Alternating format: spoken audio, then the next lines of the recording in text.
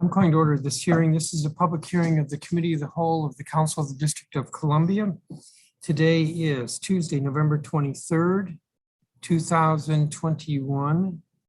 The time is 11:13 in the morning, and this hearing is being conducted virtually, live via the Zoom video conference broadcast platform, also live on DC cable channel 13, also live on the chairman's website, which is www.chairmanmendelson.com/live. And it is being recorded and will be available on the council's website, which is www.dccouncil.us. The subject of today's hearing is twofold. It's generally the topic of school librarians in the District of Columbia Public Schools, and specifically Bill 24-443, the Students' Right to Read Amendment Act of 2021. The Students' Right to Read Amendment Act of 2021 concerns school librarians in the District of Columbia Public Schools. And this bill was introduced on October 8th of this year by 8 council members. I believe Councilmember Allen was the author of the bill, and it was co-introduced by myself, Councilmember Trayon White, Councilmember Anita Bonds, Brooke Pinto, Janice Lewis-George, Brianne Nadeau, and Mary Che. And the purpose of the bill is introduced is to amend the District of Columbia School Reform Act of 1995 to require sufficient funding for a school librarian at each District of Columbia public school. That's the bill itself. But as I said, the topic today is also school librarians in the District of Columbia Public Schools, and that is more generally whether we should be requiring librarians, whether we want librarians. I say that as if there's a question, but that's the subject of today's meeting. The council, I would say a majority of the council, if not all of the council, believes the librarians are an important function for our public schools to do well.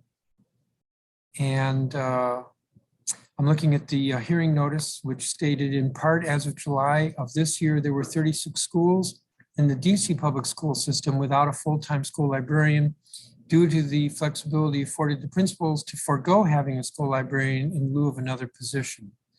A disproportionate number of schools without full-time librarians are in wards or were in wards 7 and 8. Amendments were successfully introduced to the budget for fiscal year 2022 to attempt to remedy this problem temporarily. And this hearing will explore possible permanent solutions. The record in this matter will be open for 2 weeks. That is, the record will close at 5 p.m. on Tuesday, December 7th. So anyone wishing to submit statements for the record has until 5 p.m. Tuesday, December 7th. Let me turn to colleagues to see if they have any opening remarks. And then what I'm going to do is invite all 14 of the non-government witnesses in at once so we can hear from them. So Councilmember Nadeau, I believe you were the first to arrive. If you have an opening statement. Thank you, Chairman. As a child, the library was like a second home to me. It was a place to study, a place to learn, and most importantly, a safe space where I could explore my interests. While they were a critical part of my childhood, I know that libraries serve an even greater role in our community. Libraries are not just a place for children to connect with books, they're places for children to connect with people and services. And librarians in our schools provide a way for children in our community to connect with the resources they need to succeed. They provide a gateway for students to receive necessary supports. It shouldn't be a controversial statement to say that every school in the district should have a librarian. However, simply mandating that every school allot an FTE for a librarian is not enough. We shouldn't saddle school principals with a mandate and no funding attached. It's crucial that the district also provide the funding necessary to ensure every school can pay for a principal without making sacrifices to other parts of the budget. Earlier this year, it became clear that the 36 DCPS schools that did not have funding for a full-time librarian were at risk. And in response, led by my colleague, Councilmember Lewis-George, the council moved a budget amendment to use some of DCPS's enrollment reserve funding to ensure these schools were able to hire full-time librarians. However, this funding was only secured for FY22 and does not guarantee new positions in the long term. This hearing provides an opportunity for the public to testify on the importance of librarians at schools and for the committee to consider how we can ensure that every school has a librarian moving forward. Thank you, Mr. Chairman, for holding a hearing on this bill today. My staff and I will be monitoring the hearing and testimony throughout the day. Thank you, Councilmember Nadeau. Councilmember Allen. Thank you very much, Mr. Chairman. I appreciate you holding this hearing, in particular that we're holding it now before we get into the next budget cycle. Felt like we'd seen the same movie a couple of times over and over again, but during our budget process, we realized that several schools in the district, especially on the eastern half of the city, were not going to have librarians this school year. There's plenty of research that shows librarians have a massive impact on literacy and reading skills for students. I hope that that's not even in question or debate. So many of my colleagues and I were deeply concerned. I want to thank, as has already been noted, Councilor Lewis George for helping move the amendment that added funds to schools to allow them to hire librarians. I know that some schools were able to take advantage of that and hire a librarian, but for many schools, by the time we passed a budget in August, it was too late to find a qualified librarian for the entire school year. And frankly, it's the instability that DCPS created in the spring and the summer that led to many librarians leaving for another school that could guarantee that they would keep that position. So even when a new librarian was hired to fill the gap, every relationship with a student, with a reader, with a teacher, the strengths and the weaknesses, that favorite topic that would bring a kid out of their shell, or the extra support that classroom teacher needed to make that math or reading assignment stick, it's all lost. And it was done at the worst possible time, right when we're trying to do the hard work of recovering from a pandemic. Mr. Chairman, I think you've shared that nearly 36 DCPS schools began this school year without a full-time librarian. That is a massive problem and is also a missed opportunity to better prepare our students. I want to be clear about what I think the issue is here. The Chancellor said during the budget process, the choices to have a librarian or not were made at the school level. That DCPS didn't say that there wouldn't be librarians, but that problem is a false choice. Schools, especially those serving students with more needs, they don't have the resources to give kids what they need. Principals are not choosing to cut a librarian because they don't want to have a librarian. They're cutting a librarian because they aren't getting the resources they need in other areas. If you're robbing Peter to pay Paul, you're not making a choice. So while today's hearing is nominally about librarians, we need to also remember that funding for librarians, funding that schools are statutorily required to get to provide services for students defined as at risk, all those resources need to be supplemental to the baseline that all schools start with, and that's just not happening right now. This bill would ensure that librarians are baked into the budget and not a last-minute luxury for schools with the right amount of resources. But I also want to hear from the Chancellor today about how they wouldn't just force a school again to make another false choice, to cut something else if we've made a librarian protected in required positions. So as we hear from witnesses today, we really need to be thinking about school funding in a holistic way. My understanding is that DCPS is revamping the entire budgeting process. I feel like I've heard that for many years now. I hope to see the result of that revamp in a system that will provide resources to schools in an equitable way. Not every school has the same needs, and budgets are going to have to reflect that.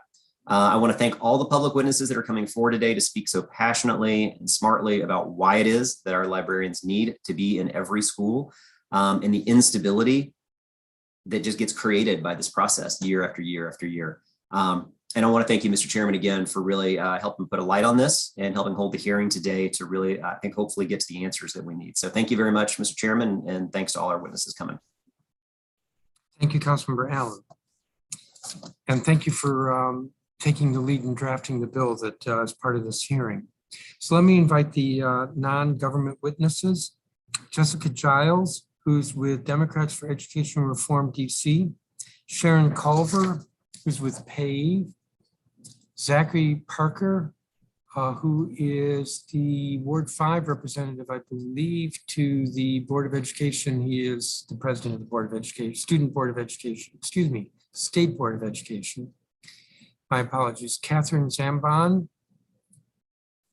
Nirmal Maitra, Rebecca Morris, who is an ANC commissioner with 7D06, Peter Mcpherson, Ellen Armstead, who is an ANC commissioner with 8D05, Casey Boyd, who is a librarian at Jefferson Academy, Christopher Stewart, who is a school librarian, Jacqueline Pogue Lyons, who's president of the Washington Teachers Union, John Kraska, who is political director of Every Library, Grace who's a parent at Amadon Brown Elementary. It's Amadon Brown, it's Amadon Bowen Elementary. And Monique Diop, who is an ANC commissioner for 8D04. I apologize if I mispronounced anybody's name. I'm hesitating here. I'm thinking of giving folks 4 minutes. Usually we give folks 3 minutes. And then who knows what will happen if you go over your time. Jessica Giles, why don't you start? Oh, let me just also say, if you're in gallery view, the clock will be in the top of your screen, or I believe will be. Please pay attention to the time. Ms. Giles, and good morning. Good morning, Chairman Mendelson, council members and staff of the Committee of the Whole. My name is Jessica Giles. I'm a Ward 7 resident and the State Director of Democrats for Education Reform, DC. Deeper DC is dedicated to eliminating racial inequity and discrimination in our public education system.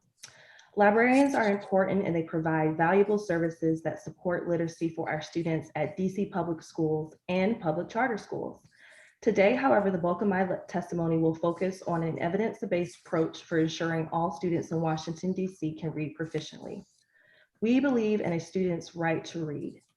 A student's ability to read directly impacts their future educational gains, attainment of a livable income, and overall quality of life.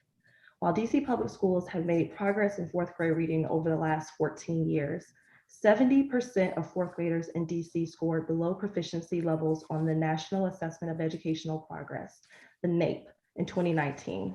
When disaggregated, these numbers are much more worse for certain student groups. 93% of students with disabilities scored below proficiency. 89% of English learners scored below proficiency. 81% of Black students scored below proficiency. 73% of Hispanic Latino students scored below proficiency, and 81% of students who were eligible for the National School Lunch Program scored below proficiency. The pandemic has only worsened these inequities. Empower K-12's most recent report, which analyzed end-of-year leveled reading assessments, found that on average, about half of all early elementary school students demonstrated that they were on or above grade level in spring 2021.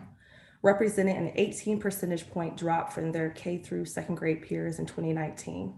Declines in reading were more significant for students designated as at risk. They experienced a 27 percentage point drop.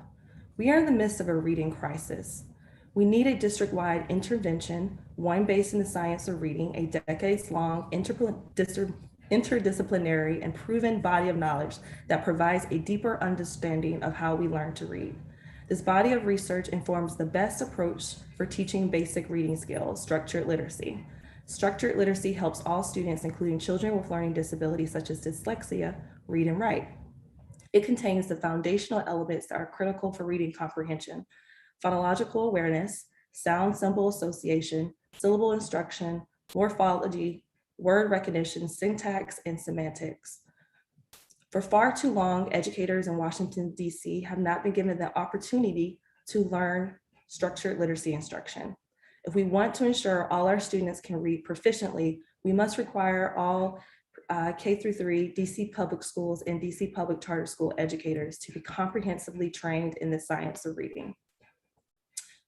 We commend all of the work being done on literacy in DC. We know the DC Council passed and funded the Dyslexia and Other Reading Disability Screening Prevention Pilot Program Act of 2019.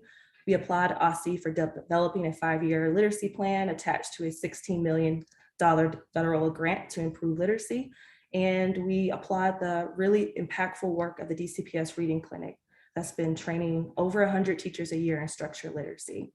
But we must move expeditiously to ensure that educators have the supports they need to teach students how to read. This is critical, it's vital, it's a civil rights issue, and we look forward to talking with you all more about this. Thank you for allowing me to testify.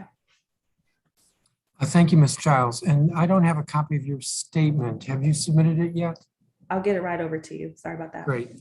Thank you. I don't believe Sharon Culver is here. I'm pausing slightly. My note is that Zachary Parker is testifying in place of Alistair Chang. I'm not sure I see either. Catherine Zambon, and did I pronounce your last name correctly? That's close enough, sir. Thank you. All right, All right. please proceed.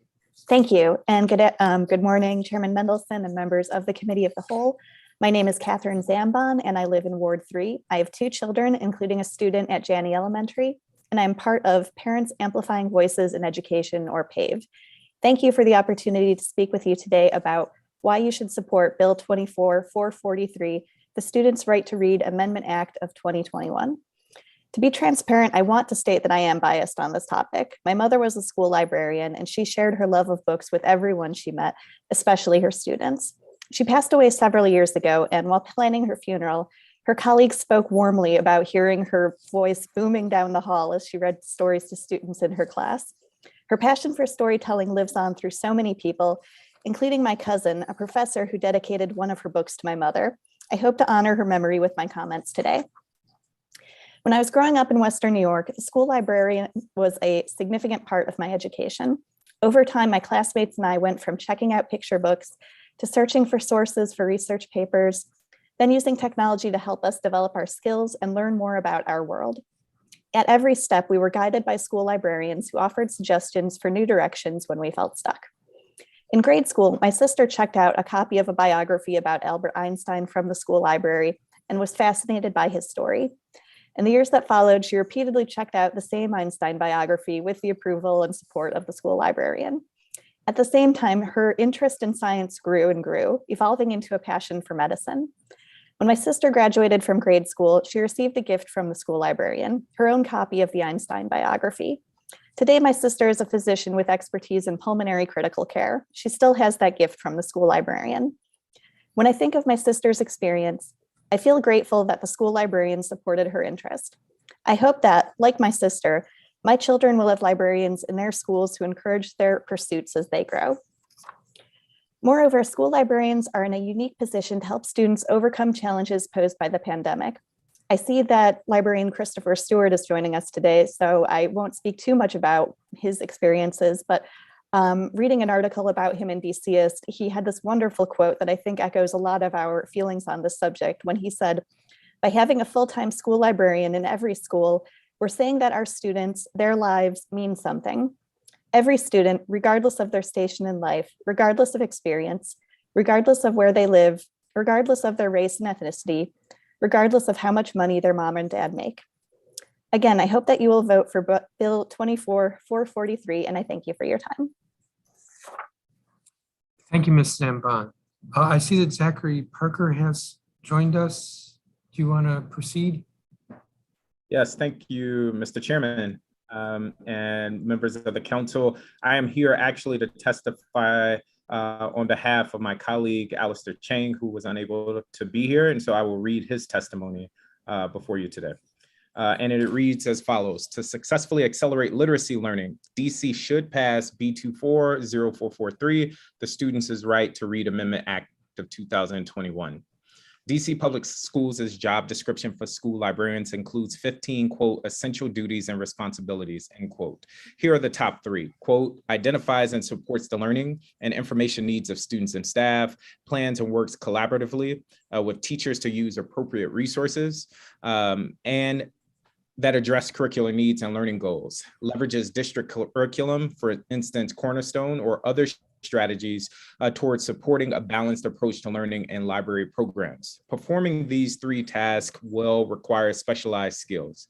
The need for school librarians is greater than ever. On the most recent National Assessment of Education Progress, NAEP exams, only 34% of our 4th graders and 23% of our 8th graders in DC scored at or above proficiency in reading. Only 3 jurisdictions performed lower than DC and state rankings.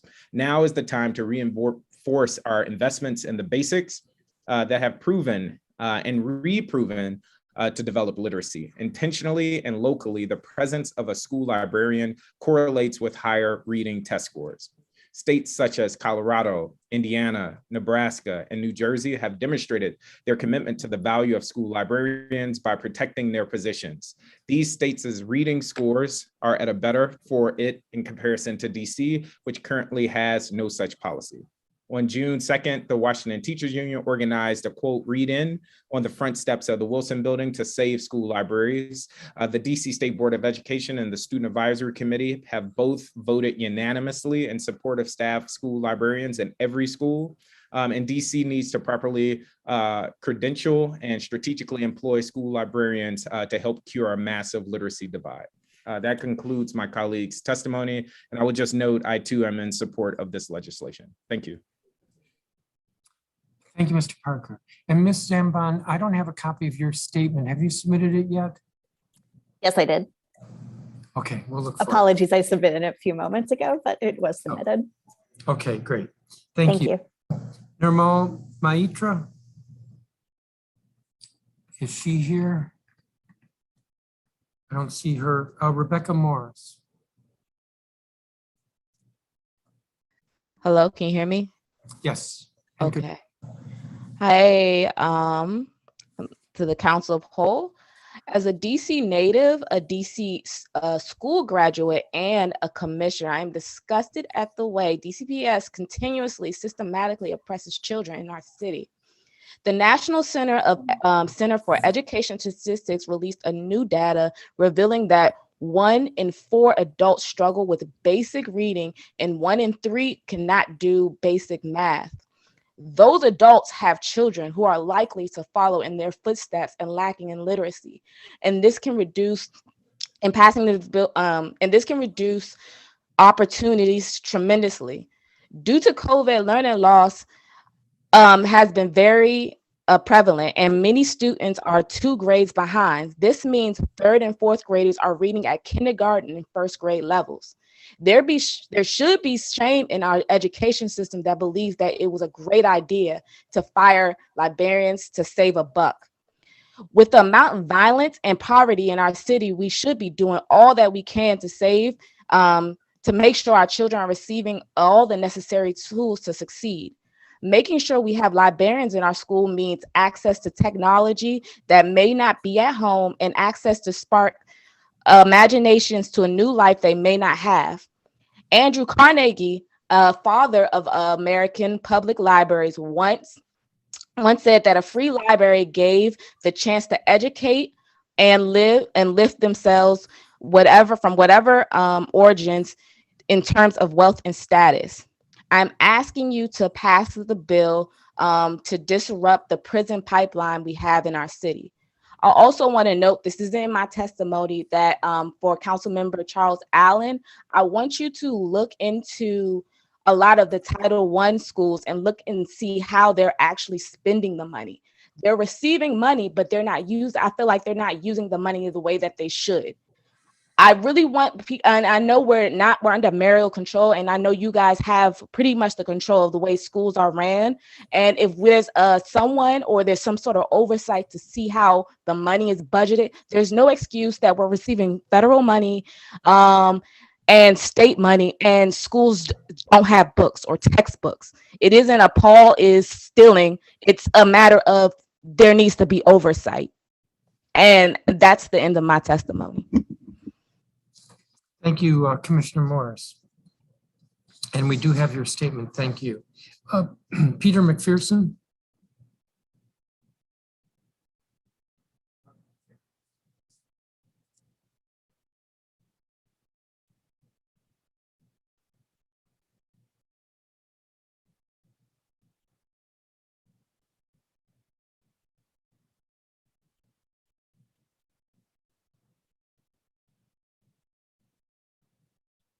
Mr. Chairman, can you hear me now? Yes. Okay, I apologize for that interruption there. Some of the members of the council, I may be familiar to some members of the council, particularly on this issue. I've been pushing this very large rock up this hill for almost a decade now. And when I started on this matter in 2012, I mean, it's like that old saw, deja vu all over again, and the unfortunate fact of this debate about school librarians is the constancy with which it has had to take place. DCPS over the past decade, has sort of feigned support of school librarians, but and they've said the words, but it has never really involved walking the walk. If forgive these terrible metaphors. DCPS has always wanted to walk away when it felt like it could, and it has always come in the form of making the librarian position optional in schools. And what is so deeply problematic about doing that is a librarian really is part of a complex literacy machine in the school. I mean, what they do is, their professional responsibilities, but they also marshal the library resources. And in the absence of this marshal, the whole library thing just falls apart. I mean, you're going to have a couple of other DCPS librarians testify later this morning, and they're going to tell you, what happens when the library is absent. It quickly devolves into a very grim situation where a lot of library materials are frittered away. And it's like anybody in any DCPS school, any principal will tell you, it's like once something is lost in a DCPS school, especially like a physical resource, it's extremely hard, to replace it. And DCPS has never been energetic in the way that it has provisioned these libraries. I remember the Washington Post ran an article in 2015 on the the state of the collections in the schools and the vast inequities. And within a day or so, Kaya Henderson, the former chancellor, announced that for the following fiscal year that they were going to budget $1 million for library collection development, and that was $20 a head. But the thing is that is something that decent school systems already do. And that money is kind of maintenance money. It enables you to get new materials into the library. But they have, for the past 5-6 years, have used that basically as means of trying to build collections. And it's far too little money. And, I am thrilled and I wholeheartedly endorse this legislation. But I would say that it doesn't go far enough, that the council really needs to consider some additional requirements, some maintenance of effort requirements, where we raise the status of not just the status, but also what the libraries have on hand, that, that the council spells out what a good library would look like, what its resources should be, and give DCPS a timetable for providing it, and that is going to require, some additional financial commitment. Now, the one thing Mr. I would say, McPherson, you're over your time. So you need to. okay, well, I apologize. I would just say that I hope that you all will pass this. I do think that there are some problems with what it will mean if DCPS will find somebody else to throw under the bus if they don't have the librarian. I think you had that, others have had that concern. And I would say that once other people start getting thrown under the bus, if you need to protect music teachers and art teachers in the same manner, the council should just do so. So thank you very much, sir. Thank you, Mr. McPherson. And we don't have a copy of your statement, if you would provide that. Yes, I will, sir. Unfortunately, I got the COVID booster this weekend, and I had kind of a bad reaction. And so I plan on getting that to you by tomorrow, but I haven't finished drafting it. So my apologies for the lapse. That's fine, and I understand. Ellen Armstead, I'm not sure that Commissioner Armstead is here. Casey Boyd. Ms. Boyd? Yes, good morning. Can you hear me? Yes. Okay. Thank you for the opportunity to testify this morning and represent the voice of DCPS librarians. Many of them are wanted to testify today, but they couldn't because they're either teaching or covering classes. My request to you this morning is that you pass the legislation for the Students' Right to Read Amendment of 2021. Now, this historic action will ensure that school libraries in DCPS will be provided for all students, regardless of zip code, run by full-time certified librarians, and include funding for supplies and resources for students for the future. There are a couple of points that I would like to bring to your attention. First is, despite the $3.2 million that was made, thank you, to fund the full-time librarians at every DCPS school, there were still challenges. Delayed onboarding frustrated many of the applicants that were in the pool, and they had to seek employment elsewhere. And despite the DMV area having the most certified having the most certified librarians and university programs in the country, there's still a fear of applicants coming into the DCPS system and not securing employment beyond one school year. DCPS, unfortunately, does not have that stellar reputation regarding the support of school library programs in the field for the last 10 years. And by passing this bill, DCPS will attract talent and send an indelible message that school library programs are supported and valued in the district. Second, the lack of library-specific supplies and resources. Yesterday, I received my Office Depot supply card. Thank you very much. But unfortunately, I cannot purchase book repair supplies, spine labels, and signage, et cetera, that are very specific for a school library program with this money. I end up purchasing supplies out of pocket from Demco and ALA Graphics. And in addition, DCPS librarians maintain makerspace labs for creation and discovery. Unfortunately, there is no funding for this, and many librarians, again, pay out of pocket for these materials. Using myself as an example, I had to write Donors Choose grants. I was told to advocate and personally pay for supplies and materials and solicit donations. This is difficult to do every single year.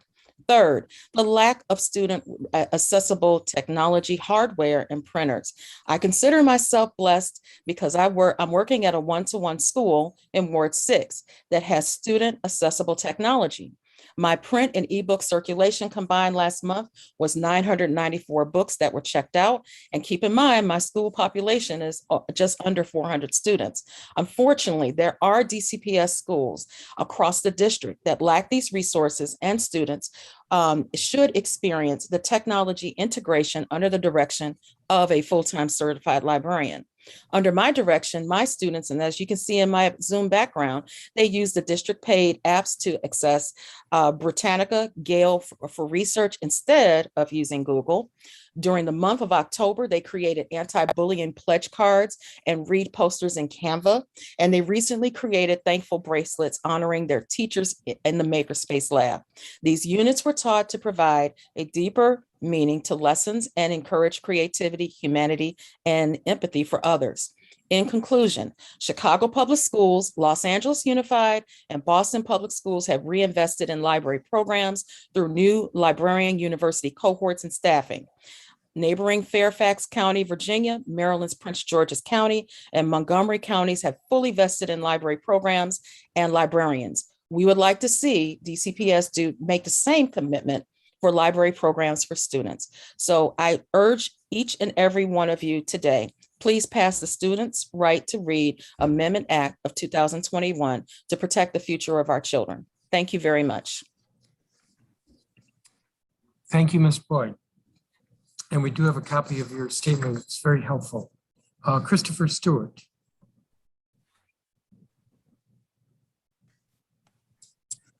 Yes, good morning. Good Good afternoon Good afternoon, good or morning. good morning. Good morning. Good morning, Chairman of the Council and Chairman of the Committee of the Whole, Phil Mendelson, and esteemed council members. My hope is that you, your family, and friends are safe and well during this time in our world. I would also like to send beautiful vibrations to our Indigenous brothers and sisters as we approach the National Day of Mourning on Thursday, a day some call Thanksgiving. May we choose this time to continue to reflect on the contributions and accurate history of how Indigenous people have and are currently treated. May we choose peaceful action in disrupting long-standing injustices. Please say hi, students, my babies, some of them in the library. Just wave. That's right. We are here. Wow, we are here on this day to pass Bill 24-443, Students' Right to Read Amendment Act. Let me first say that I don't believe DCPS hates school librarians or that they don't want Black and Brown students and parents in Wards 7 and 8 to thrive. But I do believe that there are social, economic, and ethnic inequities that have been able to fester due to a lack of compassionate fueled conversations and actions. Our neighbor, Maryland, requires each school system to establish a library media program run by certified school media personnel, librarians, for all students and educators. In 2020, right before the pandemic hit, a librarian taught a SAT prep course. Prior to the course, average SAT score was 890 for the 5 participating students. After the 7-week intensive, their average score was 1112. Their scores went up 200 plus points. The main tool that was used, students had to check out 2 books every day and discuss major points from the book every day. This is the work that school librarians are doing to ensure that our students are excelling in all areas of their lives. I just have a few student voices and educator voices. Cora, schools deserve librarians to help motivate kids to read books, to create a safe place. I like that my librarian is Black like me. Another quote by Edward. The importance of having a librarian is to be a role model to students. Xavier, having a Black man as a librarian means a lot. It's important to have a librarian at a school because there are kids and teens that love to read, and the librarian can help. Bonnie, a school library can be critical to students' learning. Students can depend on school librarians when it comes to important resources, including mindful moments and study sessions. Antonia, our school librarian helps me a lot with things I'm going through. They make me feel welcome and safe. Kittis, they help build community. It's a safe space for students to do their work and study. Isaac, it makes me feel at home. Victoria, it gives me the space to progress, explore, think, and have peace. Natavius, the reason why I think we all need a school librarian is because they make you feel safe. They give you knowledge, and they also are a person you come to talk to when you feel down. Glory, the library is a safe place for me to connect with books. I can learn new things about myself and educate myself as I accomplish my life and school goals. I think we hear a theme here of safe place, right? Educator voices. Having a school library means so much to me. It means that I have someone in the building that can curate knowledge and support me with bringing the best literature to my students. But I also have a librarian who goes above and beyond.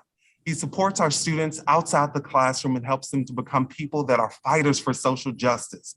I can honestly say that our school experience would be totally different without the contributions of our school librarian, Ms. Warren.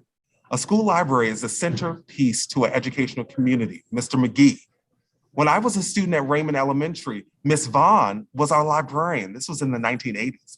She would always provide book suggestions and an ear to listen. She helped foster my love for reading. Ms. Ferguson, DCPS teacher now.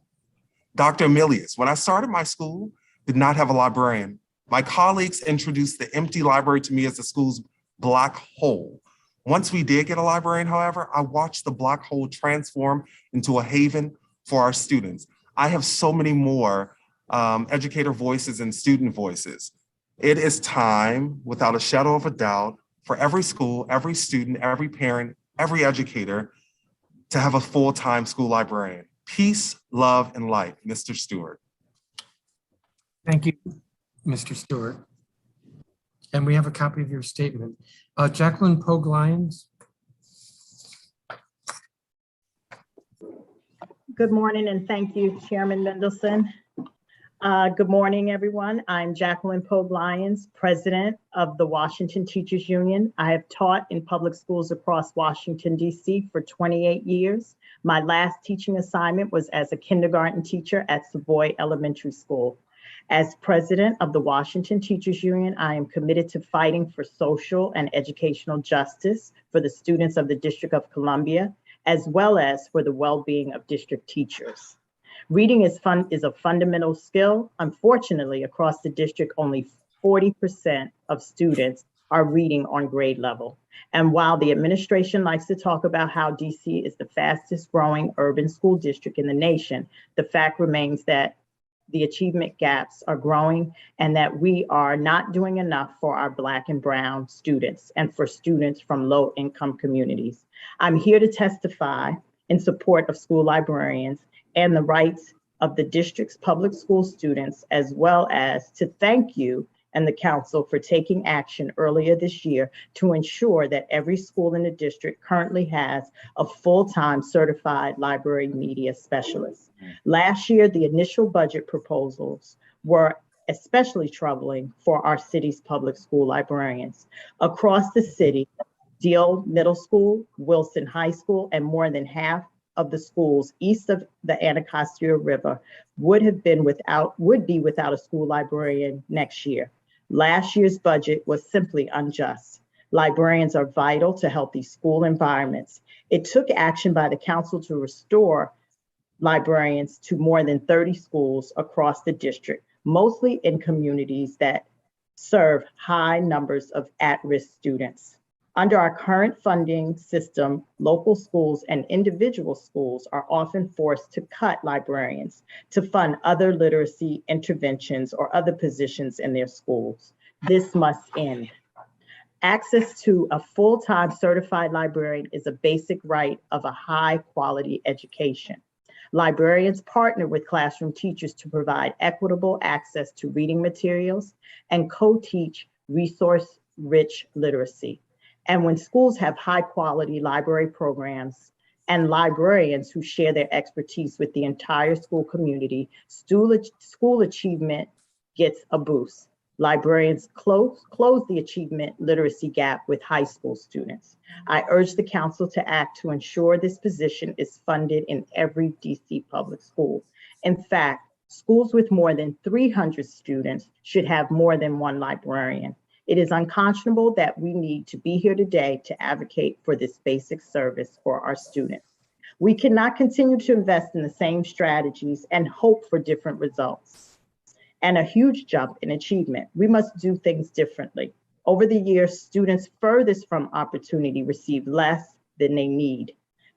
Despite increasing investments in at-risk students, much of those funds, according to reports from the DC auditor, have been misspent and not reach the students they are intended to support. Specifically, I encourage the council to adopt legislation to require full-time certified librarians in every school. Additionally, I hope the council will take up efforts to require DCPS to meet or exceed national standards for mental health, social workers, and college and career counselors in our schools. And finally, I urge the council to mandate and invest in licensed educators to reduce class sizes and implement tutoring and co-teaching models that have proven effective at reducing literacy gaps in schools, where the majority of our students are struggling to read. As budgets for 22-23 roll out in the spring, I also hope that the council will do its part to ensure transparency and provide effective oversight of the entire DCPS budget process to ensure that every student receives what he or she needs for the 2022-23 school year and beyond. Our city has the resources to invest in our students and communities, and I urge you to act. I'd like to thank you for taking time to listen to me today. I'd be happy to answer any questions, and I wish that everyone has a safe and happy Thanksgiving. Thank you. Thank you. We have Regina Bell's statement, but I don't have your statement, which is different. Can you? Sorry about that. I will make sure you receive it today. Great, thank you. Thank you. John Kraska? Hello, Mr. Chairman. Thank you very much for the time here. I'm John Kraska, Executive Director of the Every Library Institute. We are a national public policy organization focused on libraries.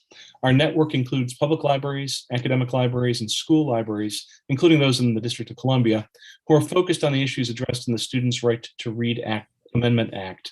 We appreciate the opportunity to provide testimony today in support of this legislation. Our observation for the council is rather straightforward. The lack of stable council funding for school librarian positions in the district has created an unfortunate and unwise situation where individual school librarians are being accessed in order to balance local school budgets. In DCPS, like too many other districts around the country, if you cut a school librarian, you also eliminate the entire school library program. Effective school library programs need a qualified school librarian on staff to support learning and instruction. Otherwise, it is simply a reading room. It is important to note that DCPS policy on excess positions does not appear to be intended to be used as a formal reduction in force or be used to abolish positions or programs. Passing the Students' Right to Read amendment will support student achievement and address these unintended and unnecessary consequences in an appropriate way. In our view, the Students' Right to Read amendment correctly identifies that the school librarian is a position that requires stable and consistent council funding in order to help every student in the district achieve their goals.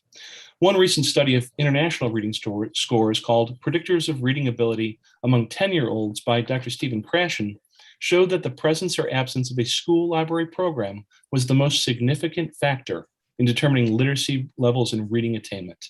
His findings affirm the findings of numerous other studies in several states that demonstrate the positive impact on student achievement of a school library program. We would like to thank the DC State Board of Education also for their consistent endorsement of a funding formula that includes school librarians in every school. Finally, we appreciate Councilmember Allen for introducing this legislation and the members of the council who have joined him as a co-sponsor. We urge the remainder of the council to consider the key impacts of school librarians on students and the future of education across DCPS and join them in advancing the act today. Thank you, Mr. Chairman, and our testimony will be submitted shortly. Thank you. I was about to ask, so I appreciate that. Grace? Good morning. My name is Grace Hu, and I am a parent at Amadon Bowen Elementary in Southwest DC. I have served on the Amadon Bowen LSAT for 3 of the past 5 years, and I'm here to express support for the Students' Right to Read Amendment Act, which would require a full-time librarian in every DCPS school. As a parent, here are some of the skills I want my child to develop during her time in school. To know not only how to read, but to read to learn, and to have a lifelong love for reading. To develop research and critical thinking skills, which is especially needed to sift through all the information that is now available online, and to have digital literacy skills so she knows how to use technology to communicate, create, and collaborate with others.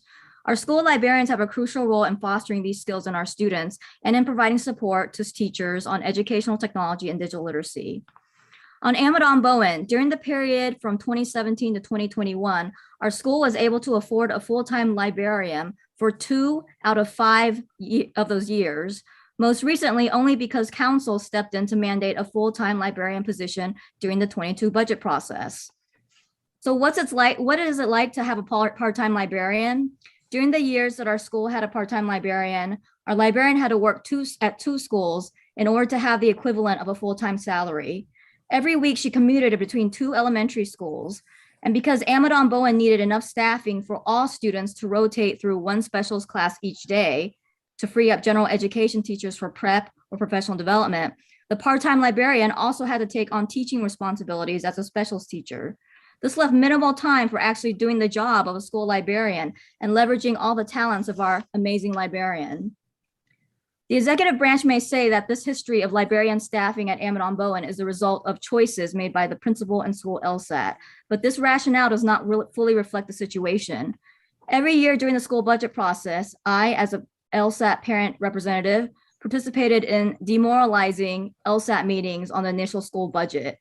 These meetings were demoralizing because instead of focusing on how we could improve and build on existing programming and staff supports, we had to discuss what positions to cut, as the initial school budget top line number did not allow us to keep all existing positions and supports and cover increases in costs. In years that the school leadership and LSAT funded the librarian position as a part-time FTE instead of full-time, it was because we couldn't figure out how else to make the numbers work while maintaining supplemental instructional and behavior supports not provided under the comprehensive staffing model or accounted for in the initial school budget for our highest needs students. I recently reached out to our former librarian who left Amadon Bowen after being told her position would be reduced. This was before council restored the librarian positions last summer. She is now in a stable full-time position at an elementary school in Northwest DC. When I heard this, I got flashbacks of the time our school's STEM teacher was cut in the budget and moved to an elementary school in Northwest DC. How is it that students at Amadon Bowen do not deserve a full-time librarian and STEM teacher, but a child in another part of town does? This is not the result of school choice. This is the result of inequity in our school system and underfunding of schools.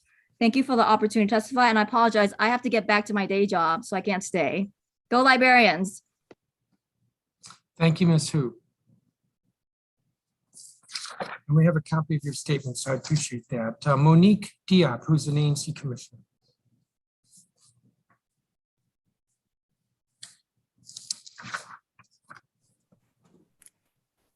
Good day, everybody. Hi, I'm Monique Diop.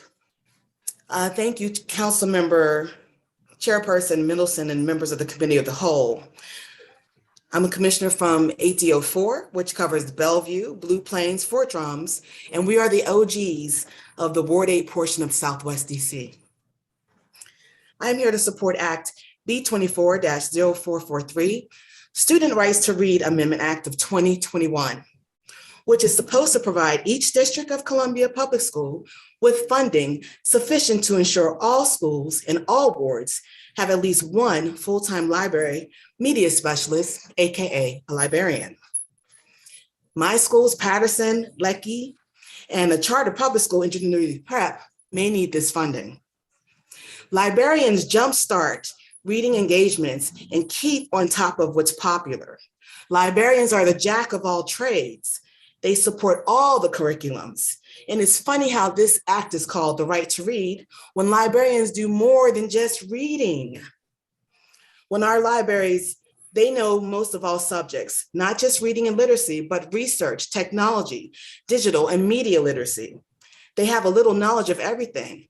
No matter a student's skills or interests, the librarian can create learning tools that allow students more freedom for experimentation and creativity than a lot of classroom teachers. They incubate classroom knowledge.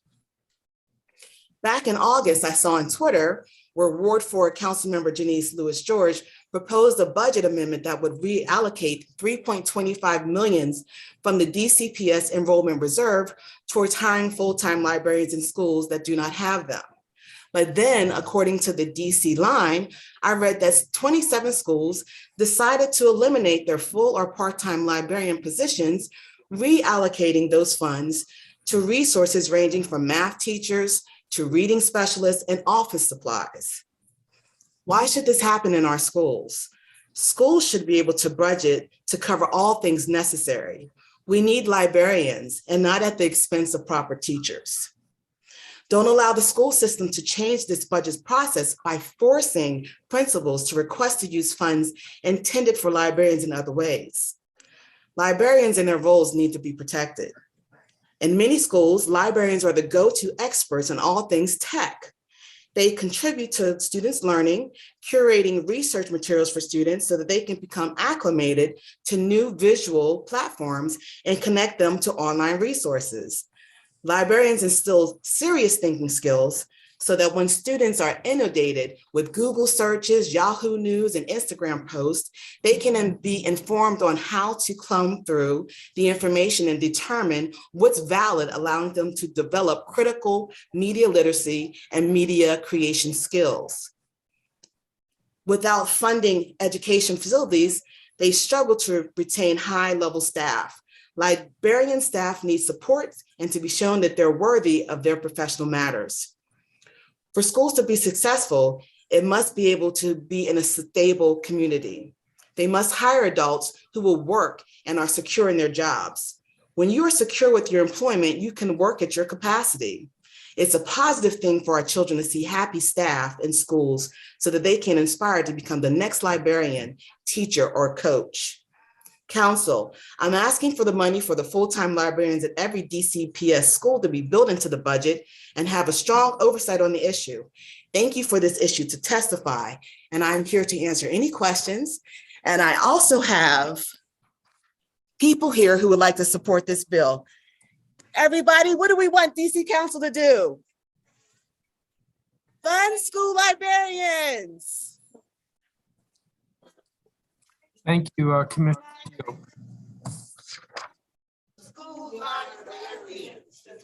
And Commissioner Diop, you appear to be at a school. Thank you. Commissioner Diop, We are in Southwest DC are you at at Lucky? Living Word Church. Thank you so much. Oh, okay. Thank you for your testimony. And we do have a copy of your statement, so thank you. We will have one round of questions from the members who are present. I'm going to begin with Mr. Mcpherson. Are you a librarian? You're muted. And I should be on a 5-minute clock. Yeah, no, I am not a librarian, but I've been involved in advocating on this issue in DC for so long. I feel like I surely must be able to qualify for a doctorate in the subject by now, you know. Okay. But I'll tell you, I have great admiration for, you know. Well, I don't want to lose my time. But I do have another question for you. You said the bill doesn't go far enough. So could you elaborate on that and be mindful of the clock? Because I have a couple other questions to ask. No, I understand. I would say that it doesn't go far enough in that I think that there should be requirements for, like I said during my testimony, about exactly, you know, defining what professional norms are in terms of what a library collection looks like, the number of volumes, the average age of the volumes, that should be spelled out, and an expectation about when, if you look at where DCPS, all the different schools are at, when every school will be brought up to that common standard. You know, and I would say that it should not be any more than a couple of years off. I remember 4 or 5 years ago, former Chancellor Henderson, you know, she had the DC Public Education Program Fund gin up a proposal for, you know, raising a lot of money to try to supposedly to try to get the libraries up to a high common standard. And it was very impressive what was proposed. And the education fund did not raise one nickel, not a single cent. And, you know, and then that just, and DCPS didn't step up and say, all right, well, we can't raise the money on the outside, so we'll just do it on the inside. And so, you know, and they said, so I would just say that there has to be that, and there has to be the commitment to the funding. It has to be legislated. Let me turn to Ms. Boyd. Ms. Boyd, in your statement, you said, despite the DMV area having the most certified librarians and university programs in the country, there was a fear of applicants coming into the DCPS system and not securing employment beyond 1 school year. DCPS unfortunately does not have a stellar reputation regarding the support of school library programs in the field for the last 10 years. Could you elaborate? What I mean by that is that we have a lot of neighboring districts that librarians are interested to transfer from those districts and come into DC. But the fear is that will they sustain employment for more than 1 year? It just seems like it's very unstable, shaky. People are afraid to come. And I feel that if DCPS really makes a very strong statement, public statement, and also combined with action and funding, it will attract a lot of great talent that is in this area and also from across the country that will come here and work. So I look at it as the same effort that you put to find a classroom teacher, it can be put towards finding a school librarian, a really good one. Thank you. That's helpful. And my last question, and I'm being mindful of the time, is to Mr. Kraska. Because as I understood, you are with an organization that deals with libraries across the country. So that's why I'm focusing this question on you. I wanted, there were a couple of witnesses. Ms. Boyd talked about neighboring Fairfax and Prince George's and Montgomery counties, but also, let me see, Mr. Stewart also talked about neighboring jurisdictions. What are other jurisdictions doing that is better than DCPS to ensure that we have librarians? That's a wonderful question, Mr. Chairman. Thank you for taking an extra moment. The other districts are providing a secure and braided funding formula for their school library positions and for collections that support the curriculum very shortly. The opportunity in other states and other jurisdictions to lean in at the district level and the state level on the importance and role of school librarians. There are 24 states, including the District of Columbia, that have some definition and some requirement for school librarians. As a master's degree position in the District of Columbia, you need to be able to attract and retain. The attract part, we know from conversations like Ms. Boyd says all around the country, folks are eager to go to work in Washington, D.C., but it's the retain part, sir. And the stable braided funding that comes from local sources as well as federal support makes a great deal of sense, and it's an exemplar model from other districts around the country. So is this a commitment, or is it a legislative requirement in these other jurisdictions? You see both, and I'd be happy to send along a brief that details that Please. for you. That would be great. We'll enclose that with our testimony. All right, thank you. Councilor Brady, do you have questions? Thanks, Mr. Chair, and thank you to everybody who testified. I was going to actually start with Ms. Hu, but I know she had to step out to get back to work. So I really appreciate her point, though. And so I'll kind of just pivot and build off of that, I guess, a little bit. You know, I talked about in my opening, one of the things that it's just not enough to have, you know, DCPS say, well, don't worry, we're going to restore those positions later.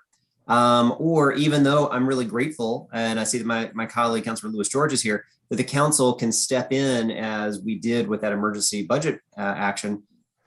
But it all kind of comes too late. And what I mean by that is in terms of the destabilizing effect over the spring and the summer headed into the next school year. I think we've heard multiple that that librarian is so destabilized by, will they have a position? Will they not have a position? It's gonna be a half-time position. Don't worry, we'll figure it out later.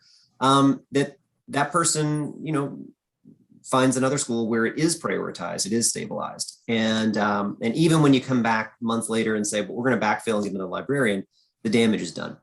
So I guess, and maybe President Pogue, I might kind of direct this to you, but then especially having Ms. Boyd and Mr. Stewart here to be able to talk from the librarian's perspective would be great. I kind of equate this to, like, it's not enough just to say we're going to rob Peter to pay Paul. Like, that's a false choice that gets created. So one of the concerns would be if we do create a requirement that we have to have our librarians, they're not optional. In what ways do we ensure that it gets baked into the budget in a way that it becomes protected, not that we then unintentionally create the risk to another position, because now nothing really has changed from the DCPS funding perspective. And then that school community is still left with that difficult choice of having to say, but I don't have enough. And so I gotta lose someone else. Would really welcome your thoughts on that. Well, as I said in my testimony toward the end, it's our children, especially in the underserved communities, that suffer the most, where these tough decisions have to be made, and they shouldn't be made. You should have a counselor. You should have a school librarian. You should have a social worker. These are things that we shouldn't even question, especially as we're coming out of, hopefully very soon, a pandemic, and where we know that the social emotional piece has to be there because our kids haven't been in the schools for over 16 months. I will also add that because I've been in the school system for over 28 years, coming up on 29, I've seen this wave about 3 times. One of the most devastating parts of the wave of getting rid of librarians took place in the early 2000s. My sister was a librarian at Thompson Elementary. We got a new principal. She didn't value having a school librarian. She had to make different choices as far as the budget. And next thing you know, my sister was booted for about 3 years to 2 different schools once she left Thompson. And as I've jokingly said to everybody, she then went to the dark side and became a principal just so she could have stability. But she was an excellent resource. Yes. I was hurt one time when I had a kindergarten student that I ran into 15 years later, and she didn't remember me, but guess who she remembered? My sister, who was the school librarian. So that lets you know how vital they are. Agree. Well, speaking of people that kids are going to time, Ms. Boyd would welcome your thoughts. I agree with everything that everyone has said. I would also like to just take a step out and say this too. I know that this hearing is specifically for librarians, but I always think globally when it comes to my school community. I don't want to see librarians kept on and made an integral part of the budget at the hands of, we lose our art teacher, we lose our one of our PE or health teachers, or we lose some other ancillary program, foreign language, it can go on and on and on, music, because all of these programs are integral and important for our students. Completely agree. I think that's the piece that I was really trying to kind of tease out to make sure we understand that. And then Mr. Stewart, just last question, because you talked about it really more structural, which I agree with, which is, but it shouldn't surprise us that in every example I've heard of a librarian who wasn't sure if their position was going to be kept or not, they had to make a choice, they all landed in Northwest School. So maybe it wasn't intentional per se to get rid of a librarian, but the structure and the system sure seemed to play out in a way that we recognize the inequity in it. Yeah, we definitely see these inequities in Ward 7, Ward 8, environments and then school districts. And this is not just DC, but we can look at different states and municipalities. And we see that environments or that are socioeconomically not astute or as much money in them, we see that they don't have the resources. It's in a sense, it's a book apartheid alongside a food apartheid. And so these resources have to be available. When we look at DC public schools, we're looking at some, close to $1 billion a year, especially with COVID funds, federal funding. There's no excuse for us not to make sure that we have a school librarian in every single school. And everyone's absolutely right. We should not have to get rid of any other position to make that happen. But we have to make sure that librarians are being valued and that people really understand the work that librarians are doing with students, parents, and educators, and also the community. Yep. Completely agree. I appreciate that. Thank you. Councilmember Lewis-George. Thank you, Chairman. And thank you to our panel of witnesses. I'm going to briefly just give my opening because I was not here for that, and then try to dive into a few questions. I'm glad that we have this bill before us today. I want to thank Councilmember Charles Allen, as well as the chairman, for introducing this legislation. And as you said, I was proud to introduce an amendment to this year's local budget to restore funding to 36 DCPS schools across the city that didn't have a full-time librarian, nearly half of which in Ward 7 and 8. And we call that amendment the Librarians Are Essential Amendment. And it's clear that with this bill today, we're prepared to make permanent our commitment to literacy that we started over the summer. Librarians do so much for our children. As President Pogue Lyons just said, sometimes you don't remember your principal, you may remember your librarian. And I remember every single one of my DCPS librarians very well. They help bridge the literacy gap. They drive student achievement. They collaborate with teachers. They teach research skills, which are essential. They help students navigate online platforms and new technology. And we saw how important that was during virtual learning. They maintain school collections of books and resources, and they help instill a lifelong love of reading. Every school I absolutely should have a librarian. And I want to see us go further than just requiring that funding is there for each school to have a librarian. We've seen in recent years that even with the money, when the money is there up front, if central office makes the positions optional, predictable patterns of inequity creep in, where our schools under the most pressure to raise test scores are the most likely to cut librarians or reduce their hours or hire librarian aides rather than fully certified librarians. And so today my questions will focus on gauging DCPS's commitment to staffing each school with full-time librarians amidst their new budget model. And I'll also be planning to ask for an update on the enrollments reserve, which was the emergency source of funds we used to fund the amendment this year, and hopefully won't have to tap again once this bill becomes law. And so my questions are posed for Dr. Mastera, really, because I want to understand to date how many of the 36 schools that we were able to ensure were funded through the amendment have used those funds to hire a full-time librarian, and what's the plan to get the remaining schools staffed up.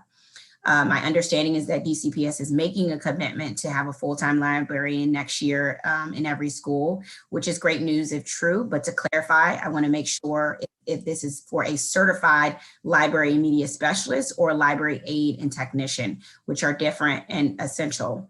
We heard from witnesses today about the issues with recruiting and retaining highly effective librarians in DCPS. And one of those reasons was because sometimes their job is on the chopping block every year. And so I want to understand what's DCPS's reaction to that. What can we do to signal to librarians that we value and are committed to their work as a part of our schools by making sure that these are not positions on the chopping block every year and making sure we have longer contracts. And then I wonder and understand about DCPS's annual budget for library collections. We've heard from many schools that every school doesn't have the books and collections they need to operate a library. So don't just give us librarians and funding for a librarian, give the librarians what they need and ask for. And so I want to understand, what do all DCPS schools have the books and collections they need to operate a librarian? And then I have questions sort of about where we're going to see in the budget, which positions will be required at all schools. And basically put another way, outside of a principal, which positions will be level 1 or mostly locked positions. And when will individual school communities know how the new budget model affects them? Is there a plan to share example budgets with LSAT so they can provide feedback on how the new model works in practice? And I want to also hear about how DCPS plans to engage outside stakeholders to making these decisions. And so I guess the greater question is how do we balance consistency of funding year over year while still using enrollment projections as the primary driver of school budgets? And so those questions will mainly, I'll be looking for the testimony to answering many of those questions. And with my last 43 seconds, President Pogue Lyons, are there any more questions? Or Ms. Boyd, are there any more questions that you want me to ask the Dr. Mastera? I'll let Ms. Boyd go first, and any other DCPS librarian that would like to answer. I have a question regarding the staffing at Deal and, oh goodness, it's at the top of my head. It's at Deal and Wilson. I'm very curious to see what is the progress with that staffing at those two schools. Okay, I will ask. Because they've had a lot of candidates come through, and someone should have been hired by now. Okay, thank you. And again, I'll just emphasize that schools that have more than 300 students should have more than one librarian. Okay, thank you. I appreciate that. Thank you to all the commissioners, all the librarians, and all the advocates for all the work you do. Thank you. Thank you, Council Member. I want to thank each of the witnesses for your testimony. A couple of you said you would be submitting your statement, so please do that. That would be helpful to us. You all are now going to be excused, and I think that means return to the room where you can watch. And I'm going to call Dr. Amy Mastera, who's the Deputy Chancellor. Thank you all. And so the next witness is Dr. Amy Mastera, who is the Deputy Chancellor for Innovation and Systems Improvement at DCPS. Give a minute for her to enter the room. Good afternoon. Give us just a second before you start. Absolutely.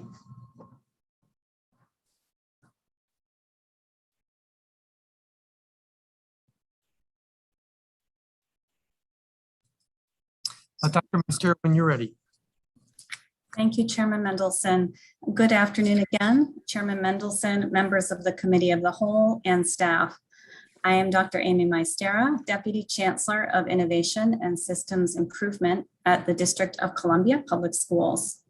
Thank you for the opportunity to speak before you today. DCPS librarians support our schools in providing a welcoming, inclusive, responsive, and open library where every student can access and utilize print, digital, and multimedia resources to inspire curiosity, innovation, problem solving, and creativity. DCPS continues to make significant investments in school library programs, including technology applications and online learning tools. DCPS currently employs 106 librarians and is working to actively recruit and onboard 10 new hires. All schools have a full-time librarian this school year. Schools currently without a librarian are supported by central office. We provide guidance on available resources, process the annual book order, and ensure access to library systems and applications for all students. Additionally, since school year 21-22, DCPS students have had access to BrainPop, a digital learning resource of interactive video sessions aligned to curricular content. We also have over 80,000 dedicated high-quality digital ebooks, in addition to our partnership with DC Public Library, for students to access a vast collection of books and reference materials seamlessly through their DC One card. Our partnership with DC Public Library via the DC One card supports databases. These include Britannica, Gale in Context, JSTOR, ProQuest, and others. Although it is possible to access some ebooks, very few are used by students and staff via this channel. DCPS provides ebooks through 3 channels via Clever, and that is our information system within DCPS. These include Sora by Overdrive, Follett Destiny, and Learning Ally, which is specifically for students with reading deficits or other accommodation needs. We recognize that effective school library programs are fundamental to teaching and learning and are important for making learning engaging and relevant for all students. Funding for a full-time or part-time school librarian position at DCPS has been allocated to all schools each year based on enrollment, with some flexibility. For school year 22-23, DCPS will allocate a full-time librarian at all DCPS schools, and there will not be flexibility to reallocate these funds to other positions. As we think holistically about our approach to literacy and acceleration, librarians are playing a key role. I'd like to share a few examples of their work. First, librarians proactively engage individual students to help them make personal connections to books in the library. For example, librarian Matthew Hoffman of Ida B. Wells Middle School creates a customized reading plan for each of his students to increase engagement and learn about each student's interests and potential. Tim Gordon, librarian at Payne Elementary School, strives to help students find great social emotional learning books and to support struggling readers. In addition, school librarians take a leadership role in their schools to develop an environment where reading is valued, promoted, and actively encouraged. As we recover from the pandemic, librarians support learning acceleration for students who have been identified as needing extra reading support. For example, Ebony Henry, librarian at Truesdale Education Campus, recently hosted a sight word bingo with students to support increased vocabulary awareness. Librarians throughout the district host book clubs, author visits, and celebrate active engagement in the DC 3-Star Book Program and the DC Battle of of the books competition. School librarians also support their school's community specifically around social emotional learning. For example, Rachel Leese, the librarian at Lafayette Elementary School, recently collaborated with reading specialists at her school to launch a new Reading Buddy program, which helps students develop relationship skills through friendly and supportive collaborative reading. DCPS librarians help students find texts where they can read about characters processing life challenges, be it grief or a life transition. In this way, librarians connect students to safe spaces and help them navigate difficult situations through books. And last, school librarians support our efforts to promote student engagement and learning with digital fluency. For example, Edgardo Guerrero, librarian at Brooklyn Middle School, brings technology to students during lunchtime to enable students to see mobile technology in action and gain access to books. We will continue to build upon these practices and increase internal supports to maximize the impact of our library programs. We are very appreciative of the hard work and creative collaboration of our school librarians in supporting the success of our students.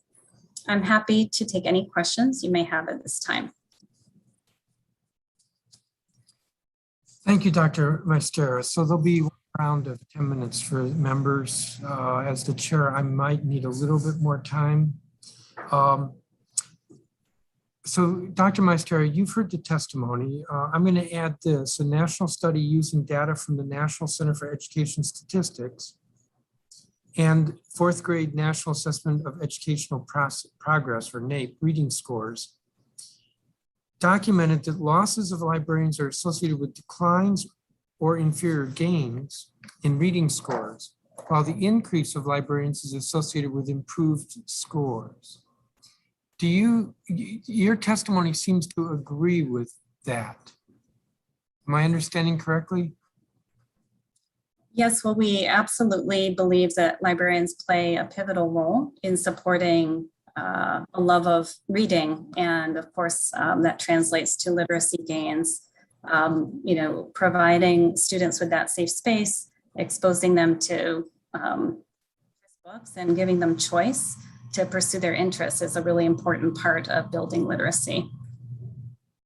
So there's no disagreement here that librarians are important, even key or critical with regard to improving educational outcomes. So I kind of want to ask, how did we get to this point where principals were allowed to choose not to have? But I don't think I'm going to go there. Instead, I'm going to ask this question. For schools that initially elected to not have a librarian for the current school year, how did those schools reallocate that funding? Well, I would say it was reallocated in a few different ways. Again, based on, as you know, our budget development process, which really engages the local school advisory team and others to think through the priorities and needs for each school based on their student population. So we did see some shifts toward reading specialists, for example, and some other roles where the school team, through the process of developing their budget, made those choices, again, based on what they felt were compelling needs. So did you do an analysis? What I'm looking for is, was there a trend that the money was redirected for counselors or psychologists or another, let's say, a sports teacher, sports coach? Do you have that analysis? We always do a review and look at the different selections that our teams make. We see a range of positions, as I mentioned. Some are related to educators, reading specialists, and also a range of support roles.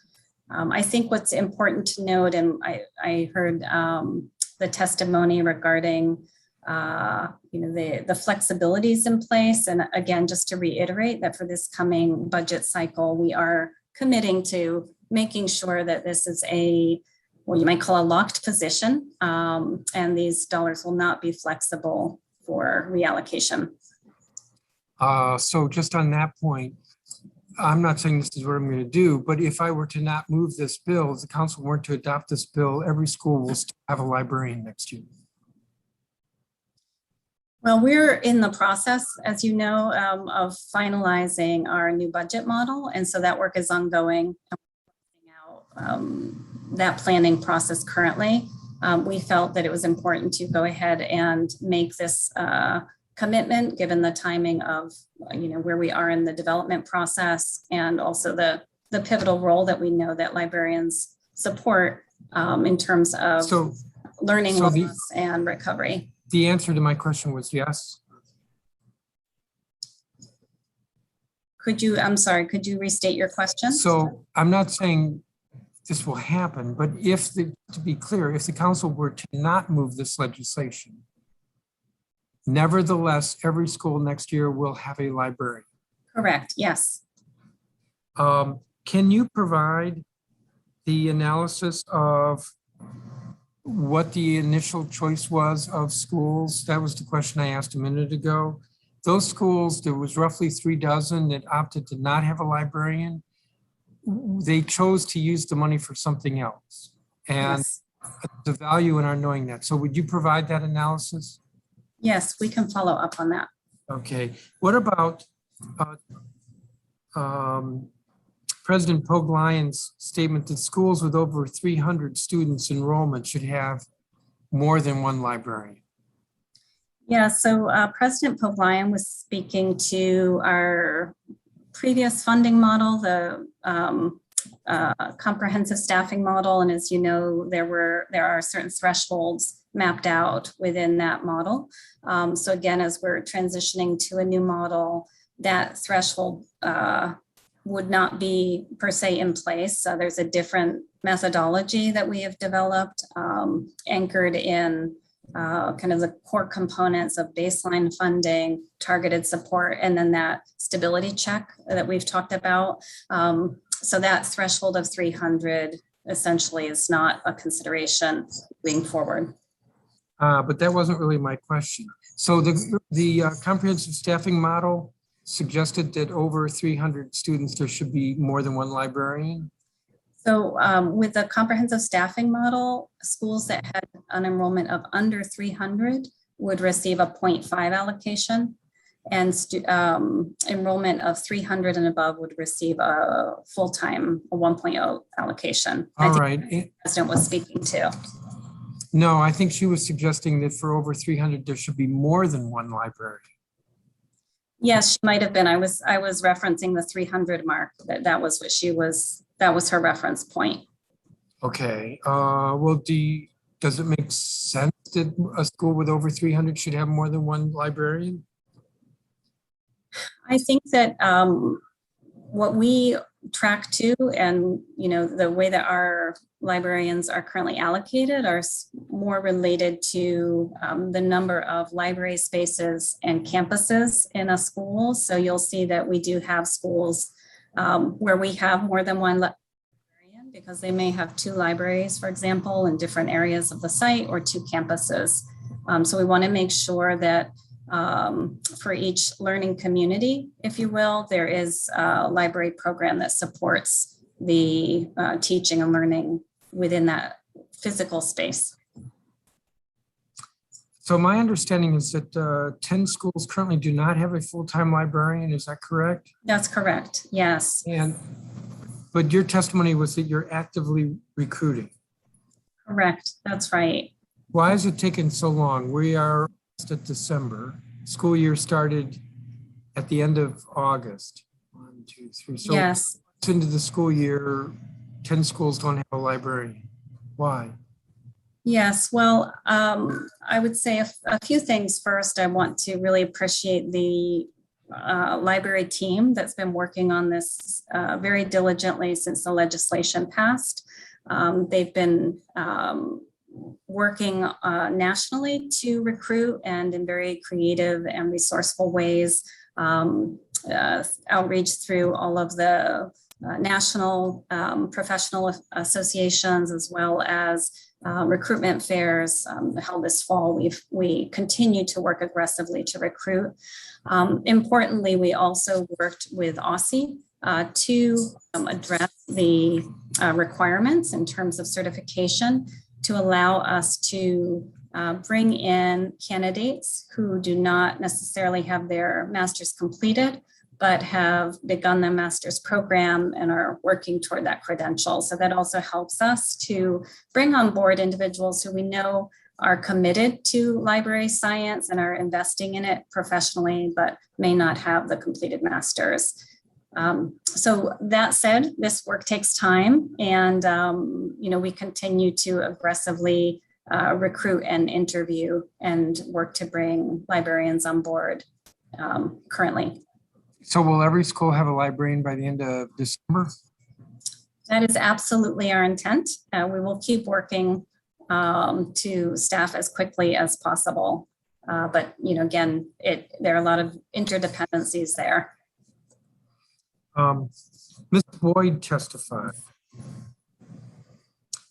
Yesterday, I received my Office Depot supply card, but unfortunately, I cannot purchase book repair supplies, spine labels, signage, etc.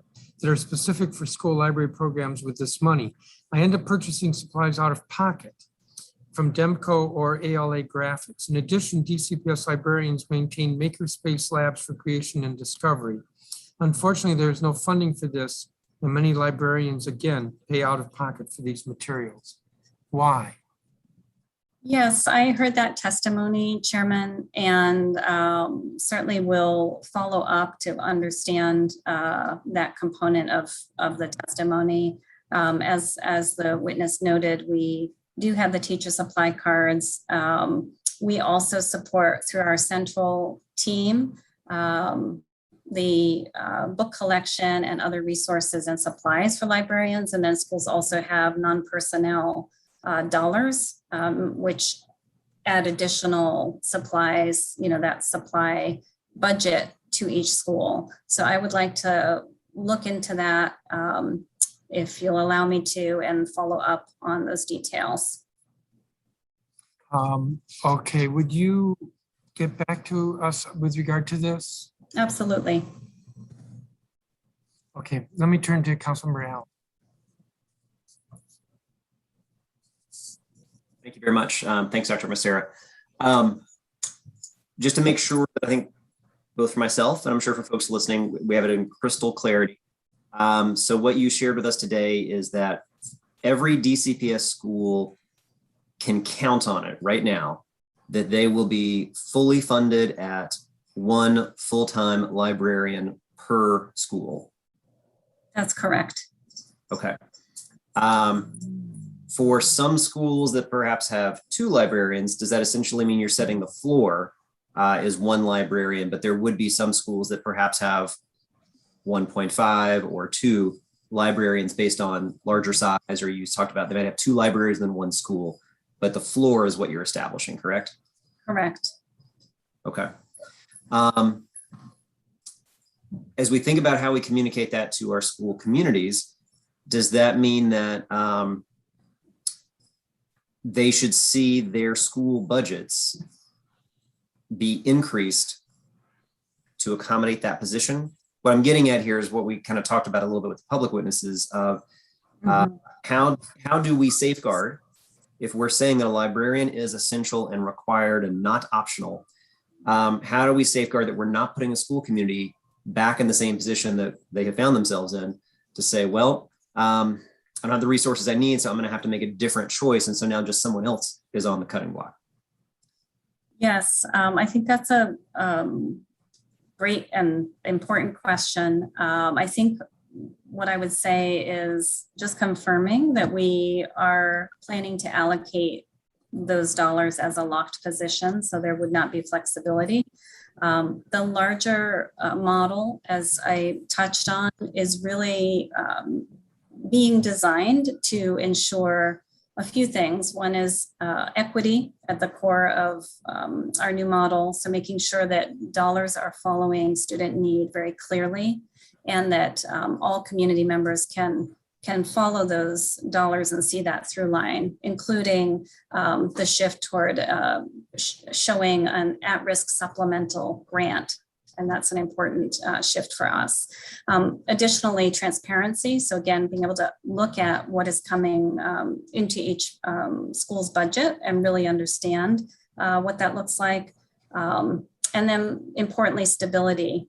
And I think that's where, you know, in addition to continuing to support the current legislation around stabilization, we are looking to have an additional safety net check. And that will, again, work to mitigate what you are raising, you know, and that is our intent, to make sure that we're not really, we're not going to see swings year over year that really disrupt continuity of programming. So that together, I think, will help us address that issue. And also while we're preserving the allocation for this specific position, as I've noted. Right, and that's what I think I and others would want to see, is a commitment that all schools have at least the same staffing levels they currently have outside of that library position being added. Because if all this commitment means is that the librarian funding is going to be there and the positions required, but then the other positions all of a sudden become much more vulnerable, then we haven't really accomplished anything outside of making sure there's a librarian, which is important. Understood. We're back in the same situation. So I know we can keep working on that. Yeah, absolutely. Real fast on as you've examined the internal mobility of our librarians within the DCPS workforce. And what I mean by this is when we see a librarian move from one school to another DCPS school year, what trends do we see? Anecdotally, I've seen from other schools in Ward 6 that those individuals leave when that position becomes vulnerable and unstable, and then they land in a DCPS school in Northwest. That is every time. Do those trends bear out when you do an analysis of your own librarian workforce internally? So I would like to take that back and to the team that does that analysis and certainly follow up. I did hear Ms. Hu's testimony, and as you're noting, Councilmember Allen, you've heard that anecdotally as well, but would like to have a chance to really take a look at that data because I do think it's important and informative. I do not have it at hand, and I would want the team to help us really look at the whole picture. And I would say it's not just anecdotal. I mean, my own kid's librarian, it's exactly what happened. Ms. Hu testified to it's exactly what happened. It happened. It's enough that it's there. I guess I'm kind of surprised that analysis isn't taking place currently, though. I have full faith that it is taking place. I just don't have it in front of me, and I wouldn't want to misspeak. So would like to circle back to that. Got it. Okay. Fair enough then. If you, certainly to the chair of the committee, if you can follow up with that, and then I know I'd appreciate a copy of that as well. Absolutely. All right. If we have, so we currently have about, is it 10 schools that have not had their librarian hired? Did I hear that correctly? That's correct. Yeah. Okay. We have hired 26 of the 36. Okay. I'll be honest, I'm not entirely unsurprised. I mean, we didn't make this decision until basically the end of August. Which leaves you essentially 2 months. Let's assume a workforce is pretty used to the machinations of a school year. So it's not like when you go in October and September, are you going to find a whole bunch of people that have thought, well, maybe I'll enter the workforce for the school year, because the nature of a school year and school workforce. But I mean, to me, that argues why this is such a big deal that we keep waiting until the very last minute. And so I'm not surprised. It's not an acceptable solution, not an acceptable scenario where we are, but it's just not surprising. But did I hear you say that as you're doing the recruiting, we've essentially lowered our requirements? Previously, we required a master's degree. Now, in order to try to help recruit people, you're saying they don't have to have their master's degree. They do not need to have their master's degree completed. They need to be enrolled and pursuing the master's. But again, that was a way for us to bring in individuals who we know are talented and invested in library science So they meet the bar in terms of rigor of what we look for in our staff, and at the same time allow that entry point to be a little bit broader. So that it has been a step we've taken, again, in partnership with OSSI. Okay. But just to be clear, the requirement previously was a completed master's degree. We are now saying so I do think it's fair to say that is, I appreciate calling it broadening, but I would say it is opening it up beyond what their requirement was. All right. Yes, and I think if you look nationally, and I believe a witness testified to this, there are different requirements for librarians that, span, of course, both educational, experiential qualifications. So that is something that we looked at as well, and in partnership with OSSI. Okay. And then the starting salary is $51,000. That's the range is $51,000 and up. But our floor salary range is $51,000 for a librarian with a master's degree. I believe that's right, but I'm checking with the team right now to make sure that that's our current scale. Got it. I would just note, I think an individual who has gone and earned a master's degree, $51,000 is a pretty low starting salary range. I would imagine they've probably assumed some student debt and everything else to be able to get that master's degree in position, and $51,000 in DC isn't going to likely even pay the rent on top of your student payments or everything else.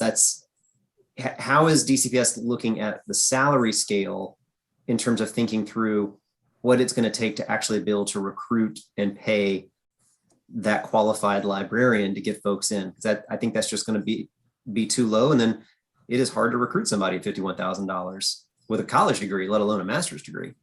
Yes, I think that's a really good consideration, and definitely part of the package in terms of thinking about how to be competitive, as you noted.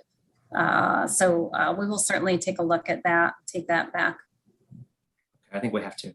All right, so my remaining 20 seconds. What I didn't hear necessarily was, so you're committing to librarians, committing to funding librarians, committing every school's now a full-time librarian. So that means you support the bill? We are committing to a full-time librarian for this current fiscal year. This coming fiscal year, as I noted earlier, our budget model work is still ongoing. So we're looking at, in the out years, what this might look like. And so that's kind of, I guess, where I would say we are currently, that we absolutely support this position as being a locked position while we continue the ongoing budget development work. All right, I know my time is up. I'll just say, if we think it's good for 22, then I think it's good for 23, it's good for 24, it's good for 25, and creating that stability is what's going to help us recruit great librarians, keep great librarians, and get our kids what they need. So thank you, Dr. Mastera, appreciate it. Thank you, Mr. Chairman. Thank you. Thank you, Mr. Allen. Dr. Mastera, in light of that line of questioning regarding salary, could you send us the mean, median, and mode of current librarian salaries? Absolutely. And that's the mean, median, and mode. There was some testimony regarding other jurisdictions. I think you heard some of that. There were witnesses. Are you familiar with other jurisdictions and whether they legislatively require librarians? My understanding tracks to what the witness was speaking to, that some do and some don't require that specific position within the jurisdiction's budget model. And then, as I noted earlier, the requirements for the position also range. We always look at surrounding jurisdictions as we're thinking about all of our work, making sure that we are competitive and able to attract and retain the best talent.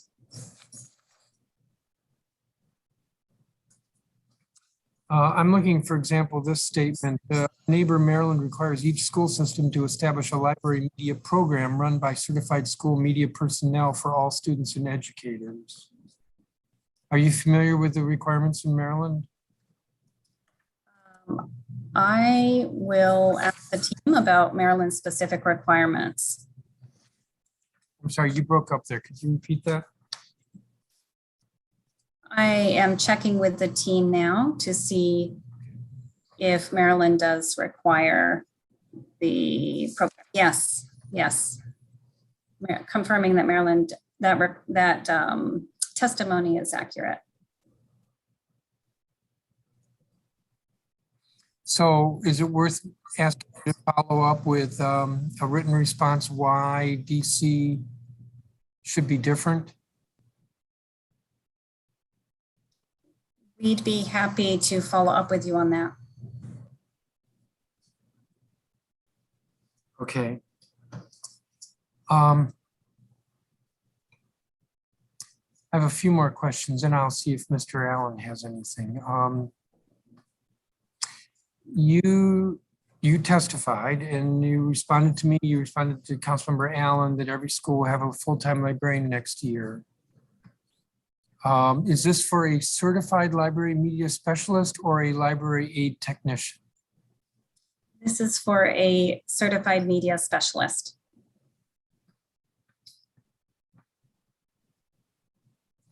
What is DCPS's annual budget for library collections?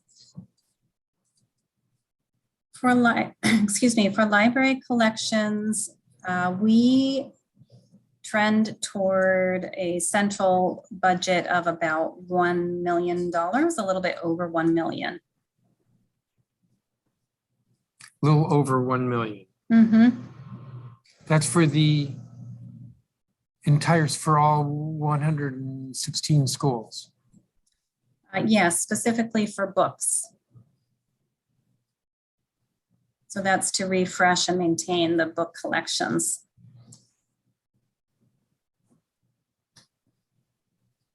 And then, of course, as I noted a little bit earlier in my testimony, we also have a partnership with DC Public Libraries and additional digital licenses for access through, e-books, audiobooks, and other resources, which is quite extensive.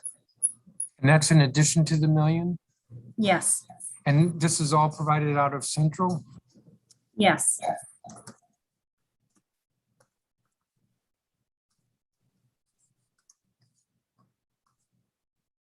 I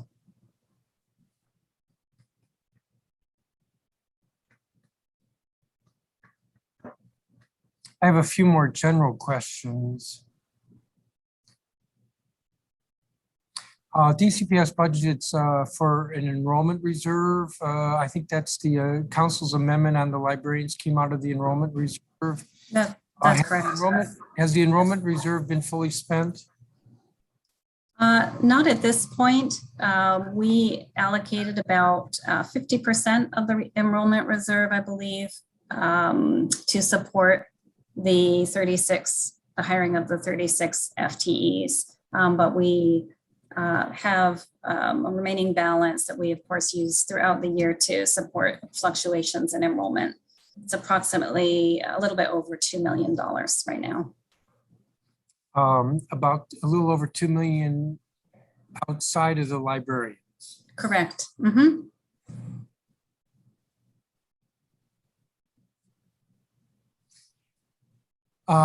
Can you tell me, do you know when individual school communities will know how the new budget model affects them?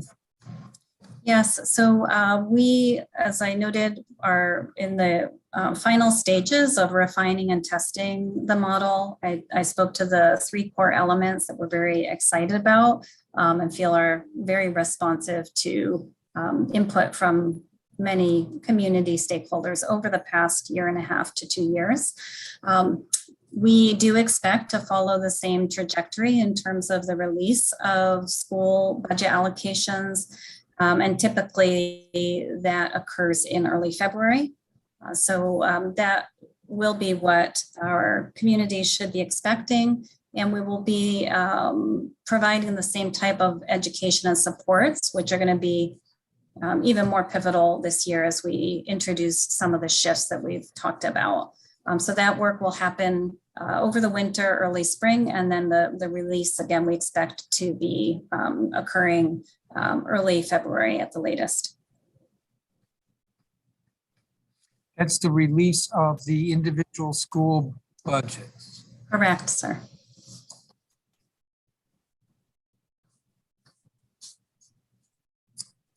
Let me see if Mr. Allen has any other questions, and I'm going to check with staff. Mr. Allen? Thanks, Mr. Chairman. Dr. Mastera, I guess just a brief follow-up on collections budget. So if I heard you correctly, it's approximately $1 million for the fiscal year for the collections budget? Yes, that's correct. Okay. How is that broken down? I'm asking this because I know this from the DC Public Library collections. We have digital copies and licenses essentially within that collections budget. And then you have what we all think of as traditional hard copy, the actual paper books. Do you know what the rough split is between that $1 million and what goes into the actual paper books and then what goes into the digital licensing? I'm checking with the team right now about the breakdown, but in terms of how the process works, and I think President Pogue might have touched on this, there's a $20 per pupil allocation within the current model. And then that allocation is essentially locked, and the central services team then works to assess with each school where the replenishment is needed across the portfolio. And we engage in that process annually, of course, before the start of school. Okay. The team is indicating that it's about an 80-20 split. Maybe the team can answer. 80-20 being paper 80 or digital 80? I'm assuming paper 80? Yes, paper 80. Okay. When I think about the DC Public Library, for example, their collections budget was about $8.4 million for the same year. And then they actually had to reprogram additional funding for the digital licenses. We certainly have seen, I'm partial to a paper book. I know when I have sat with my fourth grader, she read one book in a digital version, but otherwise really likes to hold the book and feel the book and read the book. But we know obviously there's going to be, we are seeing across the board an increase in the digital media. 1 million seems a little low, to be honest. I know again, just as a DCPS parent, I have certainly seen, been a part of where the library is fundraising to be able to buy books to put on the shelves, which always, to all the parents around, when you get asked to chip in money to buy books for your kids' school's library, there's no other way to interpret that as to say, well, they're not getting what they need. So now they're turning to parents to write checks. And some schools can, and some schools can't. But why would parents be in the position of having to put books on the shelves of the library? And in what way have we evaluated whether or not that $1 million is sufficient then? If it's $20 per kid, why not 40? What's our rationale for making sure, in other words, to make sure that our libraries have the resources and collections that they need? Yeah, I think that's a very good question. And I think it's, part of, as we're looking at the new budget model, how do we ensure again that there's that really floor of foundational supports, not just for personnel, but also for non-personnel materials. I do want to note that in this year, particularly, we have layered on some additional significant resources to kind of braid funds to build on the digital resources that students have, of course, during the pandemic. And so we expect to maintain that as well.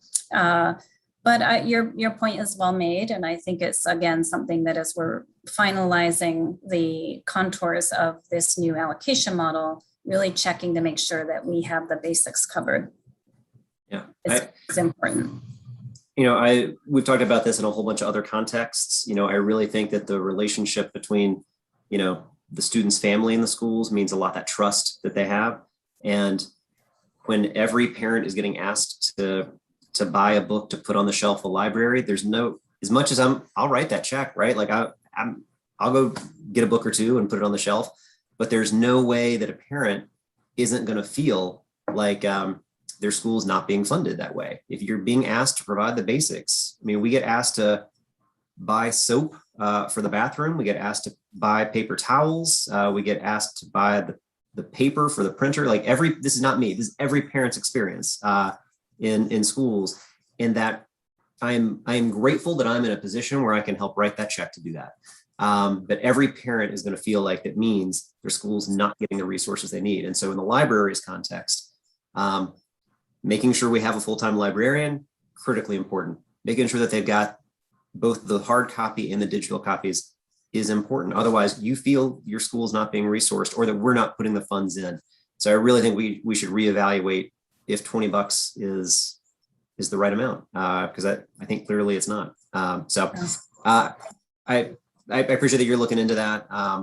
You know, I don't have any more questions, so I'll just kind of wrap it up here. You know, I really think I'm glad to hear you come to the hearing today and make the commitment and say DCPS is going to be putting a full-time librarian and make sure in every school next year. I think that's great. Really glad that you're making that commitment. So thank you. I do think the fact that it is a question mark of whether that would be true the next year or the year after that or the year after that, it puts schools, and I think it puts our librarians in just an untenable position of not knowing. And if we truly believe it's important, which I think everybody today has talked about how important a librarian is. So if we truly believe it's important, then that uncertainty shouldn't be there. And when we introduce more uncertainty, it's really getting into just that destabilizing effect that we have. And we see it play out. And I think, as I heard Mr. Stewart talk about earlier, I think the way I heard him say part of his testimony, he said, I don't believe that anyone's intentionally saying, we don't want you to have a librarian. So I'm going to go ahead and just give you the benefit of the doubt. I don't believe that there's an intention to not have a librarian in a school, but the systems are built in a way that inequity plays out. And when we see the existing librarians' mobility move from east to west, essentially, when we see that we have 36 schools that didn't have a librarian, the majority of which are on the eastern half of the city, and Ward 7 and 8 are disproportionately impacted by that, it tells us something. It tells us that the systems that we have in place aren't accomplishing what it is that we want. And that's why I think, we took the action we did in the budget over the summer. I think it's why you've got this piece of legislation in front of you.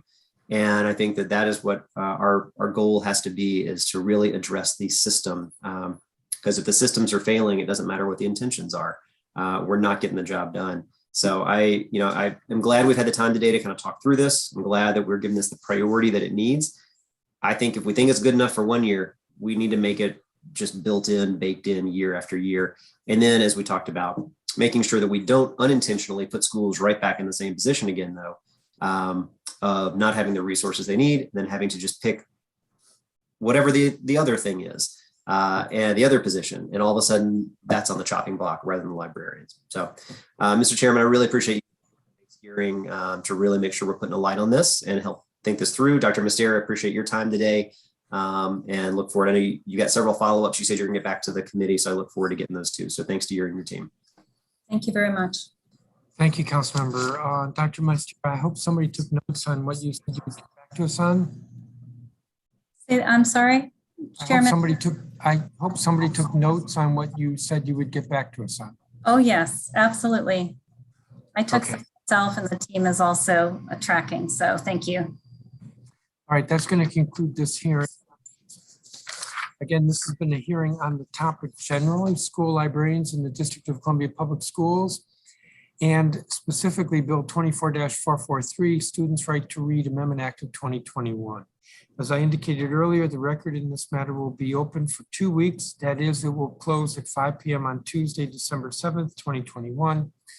Anyone who wants a statement or something, a document included in the record needs to file it by 5 p.m. Tuesday, December 7th. I want to thank all of the witnesses who testified earlier. Dr. Mastera, thank you as well. The time is 1:12 in the afternoon and this hearing is adjourned. Thank you.